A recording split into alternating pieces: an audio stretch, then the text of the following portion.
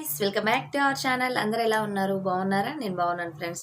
ఈ రోజు వ్లాగ్లో నేను ఒక మంచి స్నాక్ రెసిపీని మీతో షేర్ చేయాలనుకుంటున్నాను ఫ్రెండ్స్. అదేంటి వర్షాన్ని చూపిస్తున్నాను అని అనుకుంటున్నారా? ఇప్పుడు వర్షాకాలం స్టార్ట్ అయిపోయింది కాబట్టి మనకి వేడివేడిగా ఏదైనా స్నాక్ తినాలనిపించినప్పుడు ఈ రెసిపీని తప్పకుండా ట్రై చేయండి. మీ అందరికీ తెలిసే ఉంటుంది, అందరు చేస్తూనే ఉంటారు. ఇది ఆనియన్ పకోడీ అండి. కానీ దీంట్లో కొన్ని మనం టిప్స్ని ఫాలో అవుతే మనకి బయట దొరికేలాగా క్రిస్పీగా టేస్టీగా తయారు చేసుకోవచ్చు. అలానే దీంతో పాటు ఒక కప్పు టీ కూడా ఉంటే ఆ సాయంత్రం చాలా బాగుంటుంది కదా! వర్షము, టీ, పకోడీ.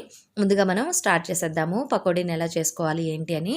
ఇక్కడ నేను ఆనియన్స్‌ని పీల్ తీసుకున్న తర్వాత ఇక్కడ మధ్యలో మనకి తొడిమ ఉంటుంది కదా! ఆ పార్ట్‌లో ఈ విధంగా కట్ చేసుకోవాలి. అప్పుడైతేనే మనకి ఆనియన్స్ సన్నగా వస్తాయి. అలానే విడివిడిగా వస్తాయన్నమాట. అలా కాకుండా మీరు ఆ పార్ట్‌ని ఉంచి గనక మీరు కట్ చేసుకుంటే వీటిని సెపరేట్‌గా విడదీసుకోవాల్సి ఉంటుంది. ఇది ముఖ్యంగా గుర్తుంచుకోండి. అలానే మనం ఆనియన్ పకోడీకి ఆనియన్స్‌ని చాలా సన్నగా చాప్ చేసుకోవాలి. మనకి ఆనియన్స్ అనేవి ఎంత సన్నగా ఉంటే అంత క్రిస్పీగా ఉంటుంది పకోడీ అనేది. మీరు కొంచెం మందంగా గనక ఆనియన్స్ కట్ చేసుకుంటే మెత్తగా ఉంటుంది. ఇక్కడ నేను ఆనియన్స్ అన్నీ కూడా విడివిడిగా చేశాను. అలానే ఇక్కడ ఉప్పు వేసుకుంటున్నాను. మీ రుచికి తగ్గట్టుగా మీరు కొంచెం ఉప్పుని అలానే పసుపుని కూడా యాడ్ చేసుకోండి. కలర్ కోసం అండి పసుపు. అలానే ఇక్కడ కొంచెం కారం వేసుకుంటున్నాను. ఇది మసాలా కారం కాదు, ప్లెయిన్ కారం వాడుతున్నాను నేను. ఈ విధంగా కారం వేసుకున్న తర్వాత కొన్ని పచ్చిమిరపకాయలని నేను సన్నగా చాప్ చేసుకున్నాను. ఈ విధంగా పకోడీలో పచ్చిమిరపకాయలు వేసుకుంటే మధ్య మధ్యలో మనకి స్పైసీగా తగులుతూ చాలా టేస్టీగా ఉంటాయి. అలానే ఇక్కడ నేను కొంచెం కరివేపాకును కూడా సన్నగా చాప్ చేసుకుంటున్నాను. మీరు పచ్చిమిరపకాయలు గానీ, లేదంటే కరివేపాకు గానీ కట్ చేసేటప్పుడు సీజర్‌తో గనుక కట్ చేసుకుంటే చాలా సన్నగా వస్తుంది. ఈ టిప్‌ని కూడా తప్పకుండా ట్రై చేయండి. రెగ్యులర్ వంటలలో కూడా ఈ విధంగా సీజర్‌తో వాడుకోవచ్చు మనం. అంటే సన్నగా చాప్ చేసుకోవచ్చు. అలానే ఇక్కడ నేను అల్లం వెల్లుల్లిపాయ పేస్ట్ వేశాను, హాఫ్ స్పూను. అలానే ఒక హాఫ్ స్పూన్ జీలకర్ర కూడా వేసుకున్నాను. జీలకర్ర ఎంత ఎక్కువగా ఉంటే అంత టేస్టీగా ఉంటుంది. లేదంటే జీలకర్ర పొడైనా సరే మీరు వేసుకోవచ్చు. అలానే ఇక్కడ నేను పావు బాజీ మసాలా వేస్తున్నానండి. చూసారు కదా! మన ఇంట్లో రెగ్యులర్‌గా ఉంటూనే ఉంటుంది చాలామంది ఇళ్లల్లో. లేకపోతే మీరు గరం మసాలా వేసుకోండి. లేదు అంటే సాంబార్ పొడి ఉంటుంది కదా! అది వేసుకున్నా కూడా చాలా టేస్టీగా ఉంటది. ఇప్పుడు మనం ఇవన్నీ వేసుకొని చక్కగా కలుపుకుందాము. ముందుగా ఉల్లిపాయలన్నిటికి కూడా ఈ మసాలా అంతా పట్టాలి. అప్పుడే మనకి పకోడీ అనేది చాలా బావుంటుంది. చూసారు కదా! మనం సాల్ట్ కూడా వేయడం వల్ల వాటర్ కూడా రిలీజ్ అవుతుంది. మనం ఇందులో అడిషనల్‌గా వాటర్ కలుపుకోవాల్సిన అవసరం ఉండదండి. మీరు కొద్ది క్వాంటిటీలో గనుక చేసుకుంటే. ఈ విధంగా మనం అంతా కలుపుకున్న తర్వాత ముందు బియ్యపు పిండి వేసుకోవాలి. ఇక్కడ నేను 4 స్పూన్ల దాకా కూడా బియ్యపు పిండి వేశాను. టేబుల్ స్పూన్స్ అండి. మీకు ఎక్కువ క్రంచీగా కావాలంటే మీరు కొంచెం బియ్యపు పిండి ఎక్కువ వేసుకోండి. బియ్యపిండంతా కూడా ఫస్ట్ కలుపుకోవాలి. కలుపుకున్న తర్వాతనే మనం శనగపిండిని యాడ్ చేసుకోవాలి. లేదు అంటే మనకి క్రంచీనెస్ అనేది రాదు. బియ్యపిండి ముందు ఉల్లిపాయలకు పట్టించాలి. ఆ తర్వాత మనం శనగపిండిని యాడ్ చేసుకుందాము. ఈ శనగపిండి నేను పట్టించినదండి. మీరు పట్టించింది వాడితే చాలా టేస్టీగా ఉంటది బయట కొనుక్కున్న దానికంటే. ఈ విధంగా మనం కొంచెం కొంచెం పిండిని యాడ్ చేసుకుంటూ ఈ విధంగా కలుపుకోవాలి. మీకు ఉల్లిపాయలు ఎక్కువగా కావాలి అని అంటే గనుక మీరు పిండిని తక్కువ వేసుకోండి.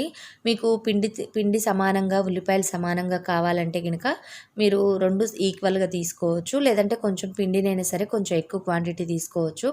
అలానే ఇక్కడ నేను కొద్ది కొద్దిగా వాటర్ స్ప్రింకిల్ చేస్తూ ఈ విధంగా పిండిని కలుపుకుంటున్నాను. ఈ పిండి మనకి పలచగా అయిందంటే మనకి వేగడానికి టైం పడుతుంది.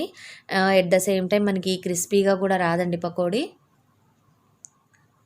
ఇప్పుడు నేను కొంచెం పిండిని వేసుకుంటున్నాను. ఎందుకు అనంటే ఉల్లిపాయలు నాకు కొంచెం ఎక్కువగా కనిపించినాయి. అందుకని నేను కొద్దిగా పిండి క్వాంటిటీని పెంచుకున్నాను. ఎందుకంటే మాకు ఉల్లిపాయలు, పిండి 2 సమానంగా కావాలి. అందుకని మీరు కొలత ప్రకారం గనక చేసుకోవాలంటే ఒక బౌలు ఆనియన్స్ తీసుకుంటే ఒక బౌల్ శనగపిండి తీసుకోండి.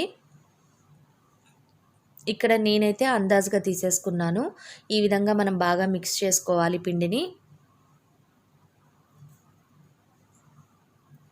చూస్తున్నారు కదా, పిండి అంతా బాగా కలిసిపోయింది. ఇక్కడ మీకు అర్థమైపోతుంది పిండి ఎలా ఉంది కన్సిస్టెన్సీ అని. మీకేమన్నా కొంచెం పలచగా గినక లేదంటే ఏదైనా కొంచెం పిండి తక్కువగా అనిపిస్తే గినక మీరు ఇక్కడ యాడ్ చేసుకోవచ్చు. అలానే కొంచెం టేస్ట్ చూసి ఉప్పు కారం కూడా సరిపోయిందో లేదో ఒకసారి చెక్ చేసుకోండి. ఇప్పుడు నేను స్టవ్ మీద ఆయిల్ పెట్టాను. అలానే ఇక్కడ నేను కొంచెం మీడియం ఫ్లేమ్లో పెట్టుకొని, మరి హైలో పెడితే మాడిపోతుందండి, ఉడకదు.